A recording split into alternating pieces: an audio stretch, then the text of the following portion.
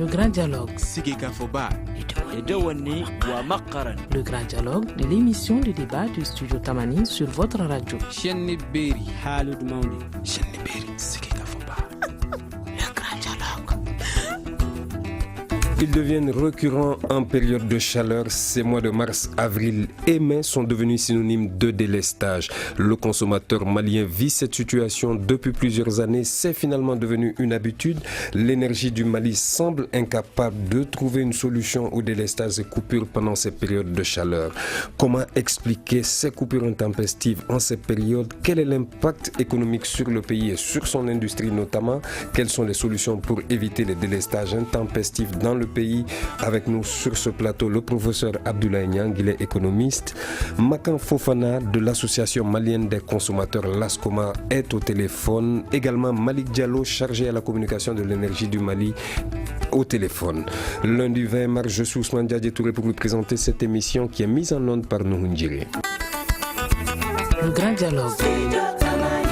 Selon les responsables de l'association malienne des consommateurs, ces délestages freinent l'activité économique de plusieurs entreprises et entravent le bien-être de la population. Alors, Malik Diallo, vous êtes chargé à la communication de l'énergie du Mali. Merci d'être avec nous pour cette émission. Comment expliquez-vous ces délestages-là? On sait que l'énergie du Mali existe depuis le 14 octobre 1960. On est en 2017 et on connaît encore des délestages en période de chaleur au Mali. Comment vous l'expliquez?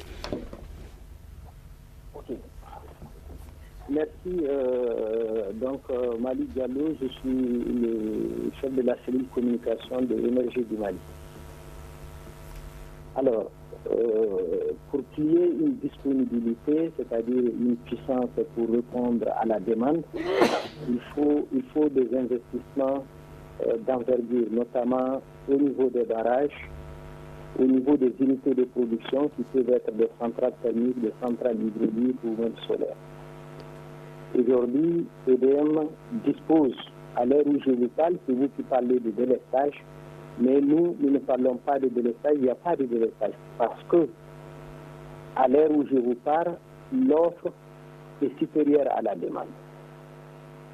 Et ce qui arrive, c'est dû à trois phénomènes, exactement les coupures actuelles, qui ne sont pas des coupures qui touchent dans des zones précises où il y a des travaux d'amélioration qui se font. Alors, il y a eu des perturbations à partir du mois de février, notamment le 21 février, parce que Bamako est dans un système d'interconnexion avec tous les pays de la sous-région. Alors, est-ce que c'est seulement à Bamako qu'on connaît justement ces coupures récurrentes d'électricité? Est-ce que les autres régions aussi ne connaissent pas la même chose? Non. Aujourd'hui, les régions qui sont sur le réseau interconnecté, c'est Kaï, c'est Ségou, c'est Sikasso et quelques d'autres villes, notamment Koutiala, Kita, Kati et Koulikoro, naturellement. Donc, il n'y a pas de perturbations. Souvent, ça arrive à Koulikoro, des perturbations qui sont dues à la ligne qui est une ligne en antenne, où présentement il y a des travaux de renforcement pour permettre à cette ligne qui alimente la ville, sur laquelle beaucoup d'industriels sont piqués, de pouvoir tenir. Donc je disais, le premier phénomène qui engendre ces coupures aujourd'hui, on est dans un système interconnecté. Ça voudrait dire quoi? Ça voudrait dire que le réseau malien aujourd'hui est bouclé avec le réseau depuis le Bénin jusqu'à Nouakchott, c'est-à-dire de Cotonou à Nouakchott. D'accord. Malik Diallo, je vous suggère juste de faire réagir également les autres invités et on revient à vous tout à l'heure. J'arrive, il faut bien que j'explique ce pour lequel il y a les coupures pour qu'ils réagissent. Allez-y, M. Diallo. Donc, je disais que ces réseaux, nous sommes dans un système d'interconnexion où Bamako est le nœud, c'est-à-dire le point de bouclage de ces réseaux. Et ces bouclages, on les a entamés le 21 février. Ceci engendre des perturbations parce qu'il faut ramener tous ces pays-là, c'est-à-dire le Bénin, le Togo, la Côte d'Ivoire, le Burkina Faso, le Mali, le Sénégal, la Mauritanie, au même niveau de fréquence, de tension et d'intensité. Naturellement, ça amène des perturbations où les ingénieurs qui sont sur le réseau procèdent à des réglages. Il y a des perturbations dues à ce couplage. Aujourd'hui, le seul pays avec lequel nous ne sommes pas bouclés dans la sous-région, c'est le Nigeria et le Niger, qui seront certainement dans un proche avenir. Merci. Deuxième point. Malik Diallo, je vous suggère juste de revenir, continuer ces points tout à l'heure. On a une durée très limitée dans le temps. Alors, juste le temps de faire réagir les autres invités également et je vous redonne la parole. Il y a déjà diffusé Merci. Professeur Abdoulaye Niang, vous êtes économiste. L'offre, la demande dépasse l'offre. Malik Diallo l'a expliqué. Il y a aussi cette forte démographie galopante dans les villes. Est-ce que c'est un facteur également qui compte? Bon, d'abord, je félicite la direction de l'énergie du Mali pour les délinquants. Parce que ça, c'est important. Nous n'avons pas commencé par là-bas, mais je crois qu'on arrivera à ce niveau-là. Certainement. Et il y a quand même un petit... Pour nous autres, c'est un peu difficile que ça soit... l'argumentaire soit que l'offre dépasse la demande. Et que nous autres, à notre âge, on n'arrive pas à dormir parce que simplement on n'a pas d'électricité. Et que cela est dû du réglage qui aurait dû être fait avant la période chaude, avant que les vieilles personnes souffrent et meurent. Donc là c'est un peu difficile à comprendre. On dirait qu'il y a un problème de planification. Alors on parle également de cette démographie galopante. Il y a de plus en plus de monde dans les cités urbaines, notamment Bamako. Il vous a dit le Mali est le nœud et qu'il n'y a pas de problème. Il faut le prendre par ses mots en tant qu'économiste. S'il y a suffisamment de disponibilité, de ressources énergétiques, et que par rapport à la demande, il n'y a pas de raison que nous qui demandons, par exemple, moi j'ai une facture de 300 et quelques mille, même à l'heure actuelle, en moyenne, il n'y a pas de raison que très souvent on dort la nuit sans électricité. Et il n'y a pas de raison que nos usines d'or et autres ne soient pas connectées pour pouvoir réduire le coût quand même d'acquisition. Nous avons une usine aujourd'hui, bon c'est vrai, il y a des difficultés pour brancher à l'énergie la moyenne tension. C'est disponible probablement. Mais si c'est le cas, il faut qu'ils aient une politique qui permet à des grands consommateurs d'avoir accès quand même à la tranquillité, à la sécurité énergétique. Merci. Nous avons en ligne également l'association malienne des consommateurs Makan Fofana. Alors Makan Fofana, on a vu votre sortie, vous avez parlé de ces coupures d'électricité intempestives. Est-ce que vous pensez que c'est une fatalité en période de chaleur que chaque année que cela se produise au Mali? Merci. Bonsoir à tous et à tous mes interlocuteurs et auditeurs. Bonsoir. Merci à l'EDM. Mais ce que je dirais, c'est que c'est un peu déplorable que ce soit récurrent dans les 10 dernières années. Pratiquement, nous vivons toutes les années les mêmes situations. Et cette année, ça devient grave. Pourquoi? Parce que on a eu à élaborer ensemble, à voter un plan d'urgence 2017, 2018 jusqu'à 2019 EDM pour éviter toutes les coupures. Et ils nous ont dit, non, quand vous acceptez ces plans, ça veut dire que non, il n'y aura pas de délestage. Et les 3 ans quand même, ce qui est sûr et certain, on sera entré. C'est dommage. Et à moins d'un mois que nous soyons devant cette réalité. Ce qui donne M. Diallo comme raison, je crois qu'ils ont toute l'année pour faire des réglages. Ils ont toute l'année pour mettre à point ce qu'ils veulent mettre à point. Mais ce qui nous gêne, qu'on se dise un peu la vérité. C'est-à-dire qu'il y ait un peu de communication. Si ça ne va pas, qu'on sache que ça ne va pas et on est à tel niveau du problème. Ça vaut mieux que de nous faire endormir. Tout le monde sait que c'est le délestage qui commence. Merci Makan Fofana. Malik Diallo, vous êtes le patron donc de la cellule de communication de l'énergie du Mali. On a vu ces 2 jours-ci, le professeur Niang en parlait tout à l'heure, beaucoup d'opérations de l'EDM. On parle notamment de la MINUSMA, de l'Assemblée nationale, de plusieurs services d'État qui ont été privés d'électricité pour non-paiement de factures. Est-ce que c'est une solution qui pourrait éventuellement nous soulager un tout petit peu et nous procurer un peu plus d'électricité?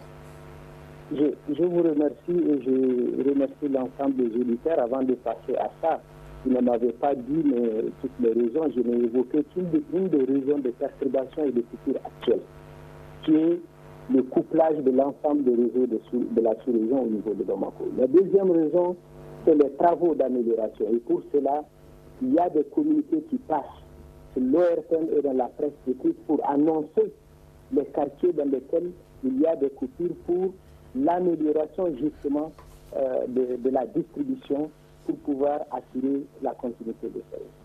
Et il y a les incidents. Les incidents, nous enregistrons tous les jours. Qui connaît la circulation de Bamako, qui connaît comment les travaux se font à Bamako, tous les jours c'est un camion qui peut rentrer dans un support ou quelqu'un qui peut piocher dans un câble, et cela, nous ne le prévoyons pas. Donc voilà les 3 raisons fondamentales de perturbations qui sont aujourd'hui sur le réseau. Sinon, un délestage est toujours suivi d'un plan de délestage. Et en tout cas, nous ne sommes pas en délestage, nous sommes uniquement ce qui arrive est dû à des travaux programmés, à des incidents ou à des réglages par rapport à nos fréquences. Maintenant, pourquoi maintenant on fait ces réglages? Parce que le Centre national de conduite du Mali, les travaux ne sont pas d'ailleurs totalement finis. Ils sont terminés et des ingénieurs ont quitté tous ces pays que j'ai cités pour venir faire le couplage de réseau ici à Bamako. Ils étaient logés là-bas à Olympe et tous les matins ils partaient au poste de Kalabankoro, c'est là que le gros du travail se passe. Oui, mais Malik Diallo, pourquoi attendre justement cette période de grande chaleur pour faire ces différents réglages-là? Est-ce que ça n'aurait pas pu être fait avant? Non, mais je vous dis que les travaux ne sont même pas totalement terminés parce que nous, on est pressés, justement. On est pressés de terminer avec ce centre pour pouvoir faire les réglages. Parce qu'au moment où ce centre n'existait pas, ce qui se fait, c'est que nos techniciens, on est connectés aux autres. Donc, le problème qui est posé à Féréké, le problème qui est posé à Manantali, le problème qui est posé à Sélengue, les techniciens s'appellent au téléphone pour comprendre. Et aujourd'hui, avec le CNC, l'ingénieur qui est au niveau du CNC, il est sur un ordinateur, il peut voir toutes les situations de Manantali, de Féréké, ou bien même d'une centrale qui est au niveau d'Abidjan. Et en fonction de ça, il pose des actes pour pouvoir régler. Alors, pouvoir régler ou faire des reports de charges. Monsieur Diallo, vous aviez parlé tout à l'heure de la demande qui dépasse l'offre. Qu'est-ce qui empêche aujourd'hui l'énergie du Mali d'augmenter ses capacités pour répondre à la forte demande? Je ne dis pas que la demande, je n'ai pas dit que la demande dépasse l'offre. Je dis aujourd'hui l'offre dépasse la demande. L'offre dépasse notre demande. Donc nous ne sommes pas en délancage, ça veut dire que nous avons de la puissance aujourd'hui pour alimenter. Merci. Alors, allez-y. Voilà, on est dans le domaine technique des machines. C'est-à-dire qu'ici, aujourd'hui, on a la puissance. Mais demain, si un groupe craque pour X raisons, nous devenons très tranchants. Mais aujourd'hui, à l'heure où je vous parle, Dieu merci, avec la coopération sous-régionale, nous avons suffisamment de capacités pour faire face à la charge. Merci. Je vous suggère, messieurs, d'observer quelques secondes de pause et nous reviendrons continuer cette émission. Retrouvez Studio Tamani sur les réseaux sociaux. Commentez sur Facebook et Twitter nos informations, nos photos et nos vidéos. Prolongez le débat sur Studio Tamani. Période de chaleur, pourquoi autant de délestage? C'est le thème du grand dialogue d'aujourd'hui. Merci de rester connecté. Si vous venez de vous joindre à nous, donc bienvenue. Professeur Abdoulaye Niang, vous êtes économiste. Quelles peuvent être les conséquences des perturbations sur les réseaux électriques, sur l'économie aujourd'hui et surtout sur l'industrie? Vous aviez parlé des mines tout à l'heure. Les hôpitaux ont un besoin énorme d'électricité, même si les médecins sont en grève. Oui, les conséquences sont à la fois sociales, économiques et sécuritaires. Et c'est regrettable parce que nous étions venus, en tout cas, pour féliciter la gouvernance nouvelle de l'EDEM. Mais ce que notre co-débatteur s'évertue à dire n'est pas acceptable en tant que consommateur. En tant que coordination nationale de veille stratégique et citoyenne, c'est inadmissible que les trois raisons qui ont été évoquées, qu'il n'y ait pas eu une planification qui devait permettre de ne pas avoir l'indisponibilité, parce qu'il ne parle pas de laissage, mais il y a l'indisponibilité des ressources énergétiques. Et c'est ça le plus important. Donc les conséquences sont pour le pauvre... ma pauvre sœur qui fait du gingembre pour vivre avec, ou bien qui vend de l'eau fraîche, il ne peut pas le faire. Et nos produits qui sont dans les frigos, mais aussi nos appareils. Donc les conséquences sont extraordinaires. Ça devait être planifié comme il faut en tant qu'ancien aussi du système des Nations Unies. Donc, représentant pour l'Afrique de l'Ouest de la Commission économique des Nations Unies pour l'Afrique, où je travaille avec ces OIG, ces organisations intergouvernementales, c'est tout à fait difficile de comprendre que le Mali étant un pays où la chaleur va être terrible pendant ces périodes-là, que c'est en ce moment qu'on est en train de faire le couplage, on est en train de faire les réglages, on est en train de... Les incidents, il n'y a aucun problème. Mais les conséquences sont mesurables. Alors sur l'industrie, par exemple, l'industrie qui fonctionne énormément. C'est-à-dire, à l'heure actuelle, s'il y avait un plan de délestage, tu pouvais dire à ton personnel, allez-y dormir dans la journée, venez la nuit travailler. Mais s'il n'y a pas un plan de délestage, ça veut dire que simplement que vous êtes soumis à la rigueur du hasard. Et là en ce moment, les conséquences sont catastrophiques. Merci professeur Abdoulaye Niang. Makan Fofana de l'association malienne des consommateurs, certains se plaignent du fait que malgré les coupures d'électricité, les factures d'électricité demeurent encore chères. Alors qu'est-ce que vous avez à répondre à cela? Oui, merci. D'abord, je vais en revenir à l'EDEM pour dire que vraiment je ne partage pas tout à fait les raisons qu'il a évoquées. Je dirais qu'il ne faut pas que l'arbre cache la forêt. Ce qui est sûr et certain, la production d'électricité a des problèmes au Mali. Et depuis toujours. Et tant qu'on ne s'attelle pas à faire un gros investissement dans ces sens, on ne sortira pas de ce boulot. Ce n'est pas possible. 1. 2. Maintenant, pour en venir aux conséquences, ce qui est sûr et certain, c'est incalculable. En tant que consommateur, déjà le premier droit du consommateur, ça c'est la satisfaction des besoins. Ça c'est déjà foulé au pied. 2. Le besoin n'est pas satisfait, donc il n'y a pas la disponibilité. Et c'est qu'on a, la petite disponibilité qu'il y a, ce qui est sûr et certain, ça c'est très mal fourni. Et en troisième lieu, ce qu'on nous vole aussi, c'est le droit aussi à l'information. On nous informe mal et on essaie de torpiller même l'information pour nous. Pourquoi? Qu'on nous dise la vérité. Il n'y a pas d'électricité au Mali. L'EDEM se plaît à 4 pour louer des groupes qui leur reviennent très cher. Et ces groupes appartiennent à qui? C'est ça le problème. Donc, il faut qu'on trouve une solution définitive à ces problèmes. Qu'on n'en revienne pas chaque année.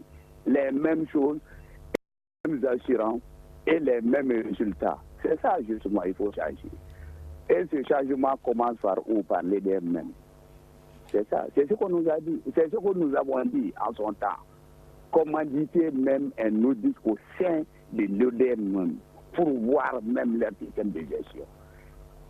Et maintenant, après ça, chercher des solutions. Merci Makan Tout Fofana. le problème, c'est ça.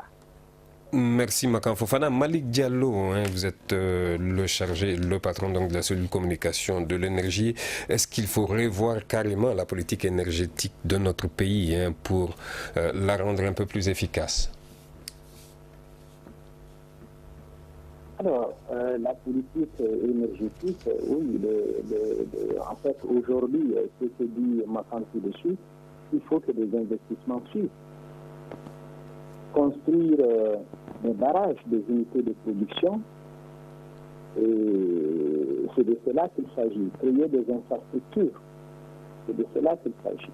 Alors, monsieur Diallo, les infrastructures qui étaient planifiées et qui devraient venir, ces infrastructures aujourd'hui ne sont pas là. Regardez, Guina, la première pierre a été posée depuis le 17 décembre 2013. Guina devrait être sur le réseau. Guina n'est pas là. À peine les travaux viennent de démarrer. Donc, en fait, les infrastructures, il faut qu'il y ait des infrastructures. Ça, c'est indéniable. Alors, vous m'avez posé une question que je n'avais pas répondu, les coupures. Pourquoi on est en train de couper les gens pour facture impayée? Je ne sais pas si on a le temps encore de parler de cela. Allez-y. Mais ce que je veux vous dire par rapport sur ce sujet, c'est que en fait le recouvrement est une activité quotidienne de EDA. De lundi à vendredi, il y a du recouvrement. La donne qui a changé, c'est quoi? C'est que les plus hautes autorités de ce pays ont demandé l'assainissement et la gestion. Et le recouvrement est un des instruments, fait partie des actions d'assainissement. Et aujourd'hui, il ne faut pas que les gens pensent que l'État ne paye pas. Vous pouvez venir vérifier dans les comptes de EDM. La majorité des départements ministériels sont à jour. Je peux citer les affaires étrangères, je peux citer le ministère de la Femme, je peux citer le ministère de la Justice, je peux citer la présidente de la République, la primature, tous ces départements et tant d'autres. L'Assemblée nationale avait été privée de fourniture d'électricité pour non-paiement de factures. On parle également de la MINUSMA, de l'ORTM et même de la Maison de la Presse d'ailleurs. Mais c'est sûr que l'électricité, toute personne qui reçoit sa facture, la facture a une date d'exigibilité et ça doit être réglé. L'État malien, il y a une sorte de solidarité autour du tarif. Le tarif national est aujourd'hui subventionné par l'État malien pour que ça soit acceptable pour le Malien. Mais si ce tarif est encore subventionné et que les gens ne payent pas leurs factures, pensez que c'est acceptable ça? Donc il n'y a pas de raison qu'un client ne paye pas sa facture ou une institution ne paye pas sa facture. Ça relève vraiment de la gestion. Donc, que si l'Assemblée est en retard de paiement, c'est tout à fait normal. Parce que cette électricité qu'eux consomment, il y en a d'autres qui sont à jour, il faut les mettre à leur disposition. Parce que 1 kWh consommé, non consommé est mis à la disposition de notre client. Donc aujourd'hui, cette action est une action phare soutenue par les plus hautes autorités de ce pays. Merci beaucoup Malik Diallo. Donc, professeur Abdraman Niang, on voit qu'il y a une nouvelle centrale solaire qui est en construction à Ségou. Qu'est-ce que cela va changer déjà dans la fourniture d'électricité du Mali? Je pense que les sources alternatives telles que le solaire et demain l'uranium, il faut aller vers là. Les méthodes classiques sont de plus en plus difficiles à maintenir et il n'y a pas de raison que nous ne puissions pas aller vers le solaire.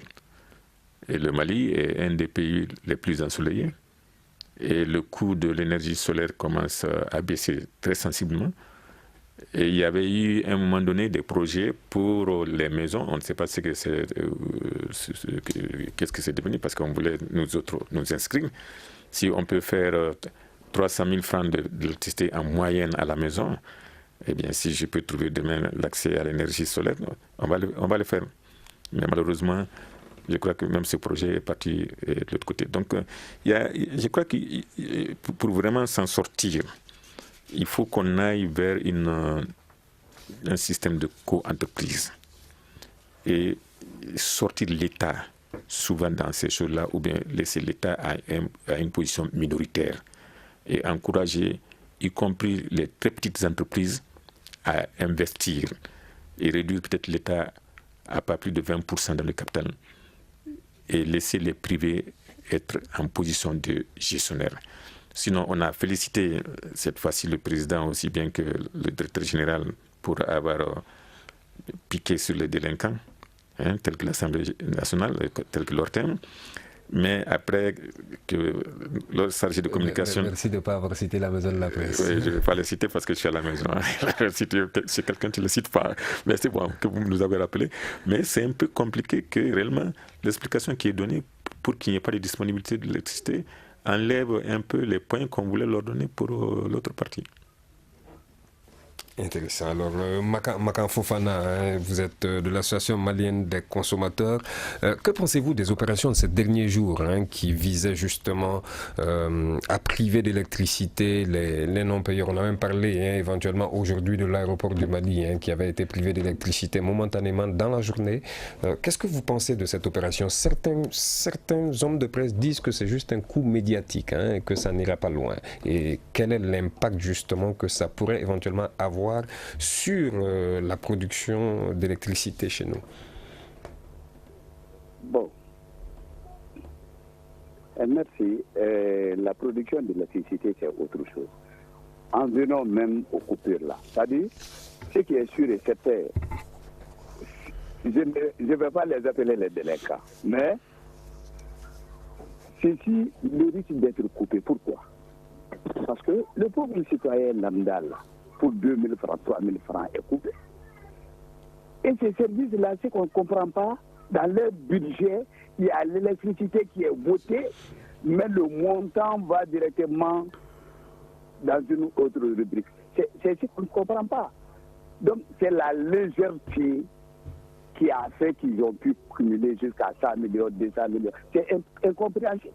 Finalement, qui est à blâmer? Est-ce que c'est l'EDM? Est-ce que ce sont ceux qui ne payent pas ces factures-là? Parce que pour avoir quand même une facture de 100, 600, 700 millions, il faut avoir accumulé pendant un certain temps. Non, moi je blâme l'EDM. Parce que un agent de l'EDM, chez moi là, il va pour 2 000 francs, il me délaisse. Pour 2 000 francs. Mais il y a déjà des centaines de... Et ceux qui ont... Ce sont les nantis qui refusent de payer et on oblige les pauvres à payer. C'est ça le problème. Donc, celui que j'accuse, c'est l'EDM. Alors, justement, on a Malik Diallo. Sous la même Malik Diallo, est-ce que vous voulez répondre à cela? Qui est à blâmer finalement? Pourquoi avoir attendu une telle accumulation de plusieurs millions avant de procéder? Vous l'aviez dit tout à l'heure, de lundi à vendredi, ça fait partie des prérogatives de l'énergie de recouvrer justement les factures. Pourquoi avoir attendu? Alors, le ministère Landa, effectivement, penserait qu'on aurait attendu. Mais en fait, ce qu'il faut comprendre, c'est que, en fait, nous avons des agences dans les quartiers chargées des logements et nous avons une agence centrale dédiée à tous les clients administratifs, industriels et les sociétés et entreprises d'État. Et au sein de cette structure, nous avons ce que nous appelons des gestionnaires de grands comptes. Et ces gestionnaires de grands comptes ont des répondants dans chaque département et dans chaque unité industrielle, que nous appelons couramment les hommes énergie. Donc, une action est toujours engagée entre ceux-là, de la relève jusqu'à la distribution des factures, jusqu'à la date limite de paiement, parce que chaque facture contient une date limite de paiement. Payer sa facture, en fait, c'est un acte de suivi, parce que tout le monde sait aujourd'hui que sans l'électricité, il n'y a même pas d'activité. Quand on arrive au bureau et que le courant coupe, tout le monde sort au dehors pour attendre que le courant arrive. Donc, en fait, c'est le premier rempart du développement économique social même de ce pays. Donc, régler sa facture, c'est un acte de signe. Donc, aujourd'hui, nos agents, plus les correspondants, travaillent dans ce sens pour que cela soit. Aujourd'hui, en fait, il y a eu tout ce tapage et tout, parce qu'effectivement, c'est l'Assemblée qui a été coupée. C'est une première. C'est une première. Ça, c'est vrai. Mais cela ne veut pas dire qu'il n'y a pas eu des actions de recouvrement, de relance, d'échange, de rencontres autour du sujet. Aujourd'hui, la chose nouvelle dedans, c'est que nous avons l'accompagnement et le soutien des plus hautes autorités pour que réellement les factures soient payées et que l'EDM puisse faire face à sa mission de service public. Merci beaucoup Malick Diallo. Nous allons observer la seconde pause avant d'entamer la dernière partie de cette émission. Une réaction, un avis, un commentaire. Réagissez sur la page Facebook de Studio Tamani et restez connectés avec nous. Studio Tamani sur les réseaux sociaux pour vous faire entendre. Vous suivez le grand dialogue du Studio Tamani, période de chaleur. Pourquoi autant de délestage? C'est le thème donc du grand dialogue d'aujourd'hui. Malick Diallo était justement en train de nous expliquer. Malick Diallo, est-ce que ces opérations de recouvrement vont continuer? Mais bien sûr, le recouvrement chez nous, c'est du quotidien, ça ne s'arrête jamais. Tant que nous émettons une facture, regardons le client après paiement. Le client a compteur après paiement et il paye d'abord avant de consommer. Ceux qui ont des compteurs conventionnels, ils payent d'abord pour consommer. Ils consomment d'abord et c'est après qu'ils payent. Donc il faut que les gens se disent que j'ai consommé, on m'a apporté une prestation, la prestation, dès qu'on m'apporte la facture, il faut que je règle ma facture. Et c'est cela que j'aide tout le monde. Régler sa facture, c'est aider à mieux servir.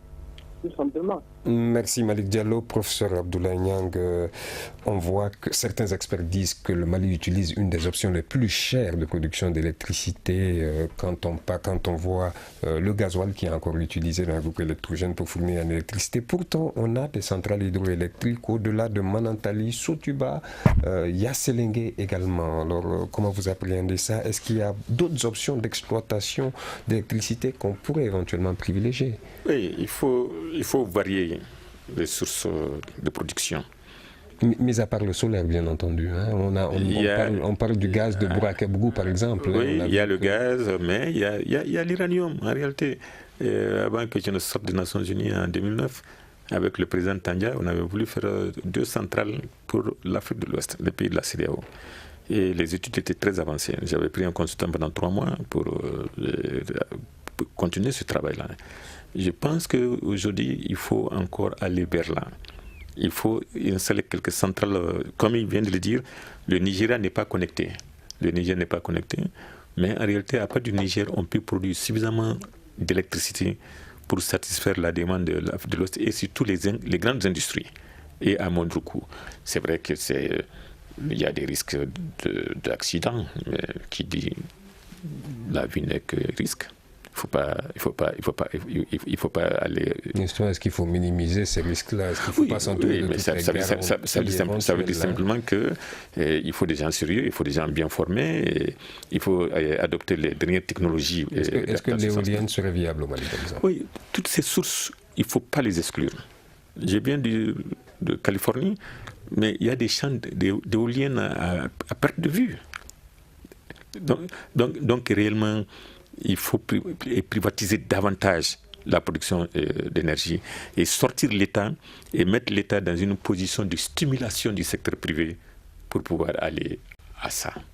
Et je crois qu'avec ça, les subventions qu'on donne, au lieu que ce soit des subventions à la consommation, qu'on donne des subventions pour le capital d'investissement, mais avec les privés, avec une gestion privée.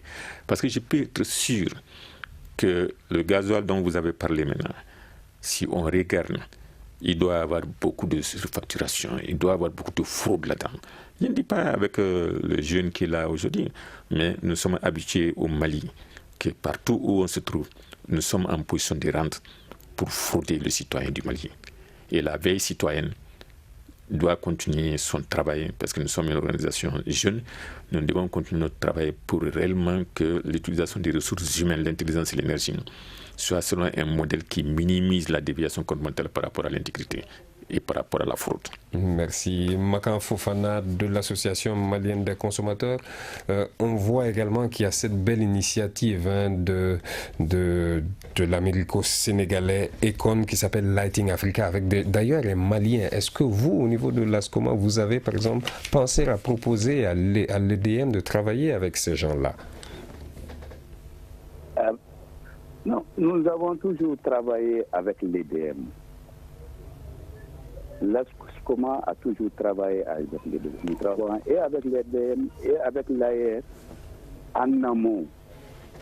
Mais ce qui est le problème, ce n'est pas que c'est la volonté politique qui manque. Quelle que soit l'initiative, s'il n'y a pas la volonté politique, ça ne peut pas aller. C'est ça. Notre problème, c'est ça. Il a parlé tantôt de la centrale de Ségou, la centrale de Kati et de Kita. Mais maintenant, ceci devait être en état de production maintenant. Mais pourquoi ils traînent? C'est ça, justement.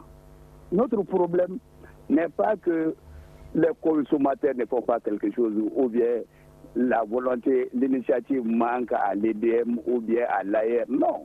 Est-ce que privatiser, par exemple, l'énergie serait une bonne solution ou permettre à d'autres privés d'investir et de pouvoir revendre l'électricité aux Maliens? Est-ce que c'est une option?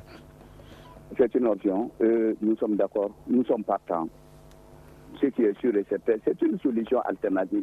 Tout comme ce que l'AER est en train de faire maintenant, distribuer des kits individuels. Tout ça, c'est bon. Mais chez nous, c'est quoi? C'est-à-dire, par exemple, on est parti à la Madère tout de suite. C'est la privatisation toujours. Mais, qu'est-ce qui s'est passé? L'État a mis de l'argent. Les gens ont toujours menti qu'il y a de l'électricité. L'électricité, au lieu que ce soit moins cher, ça s'est revenu tellement cher aux consommateurs que ce n'était même plus la peine. C'est ça tout le problème. Le privé est d'accord. Mais tant que l'État ne met pas sa volonté en jeu, ce qui est sûr et certain, on ne bougera pas. C'est ça le problème. Merci. Ce n'est pas une question d'initiative, c'est une question de volonté politique. Imaginez, où était la Guinée? Mais dans 2 ans, nous allons importer avec la Guinée. C'est ça. C'est-à-dire, le transport là, ce que ça nous coûte là, les transports d'énergie, on n'a pas besoin de ça. Ça nous coûte tellement qu'il est préférable que nous ayons nos propres ressources ici. Merci Makan Fofana. Malik Diallo est également en ligne. Malik Diallo qui est donc de l'énergie du Mali. Quelle est la solution rapide qui peut être trouvée aujourd'hui pour soulager les Maliens? Alors, c'est d'investir et d'avoir une vision politique. Comme ils l'ont dit, les sources alternatives de production, effectivement, EDM aujourd'hui est sur cette voie. Nous avons plusieurs centres aujourd'hui qui sont hybridés sur le territoire. Il y a malheureusement des centres solaires qui viennent d'être cités, Kita, Ségou, avec dans le cadre du partenariat public-privé, qui n'arrive pas à démarrer. Mais nous, de notre côté, nous essayons de faire notre petit chemin dans ce domaine. Et c'est comme ça que nous avions plusieurs centres aujourd'hui qui sont hybridés. Je peux citer Djema, je peux citer Minara, je peux citer Koro ou Vansas ou Polignan. Donc, c'est cela. Aujourd'hui, EDM a pris comme option tous les centres secondaires de les hybrider. De les hybrider, ne plus aller en gasoil. Alors, en groupe fermé.